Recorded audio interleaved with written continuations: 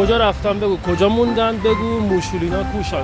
که من داشتم تعدد کتاباتون رو نگاه میکردم، یه کتاب داشتیم واسه هنر دست‌های قفل مردمی. برای اینجور کتابا میشه که واسه سعدی و حافظ هم استفاده بشه و فقط فردوسی؟ یه بار بپرسم. یه بار واضح بشه.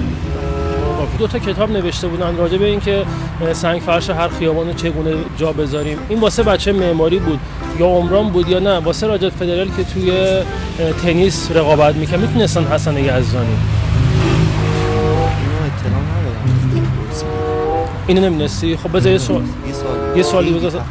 آره یه ذره تخصصیش کردم. من یه شعر براتون میگم، اینو میخوام بدونم که واسه سعدی، حافظ، اینو فردوسی بود. ببخشید فردوسی یه شعر داره میگه رفتم دم جالباسیم و لباسامو چی شده؟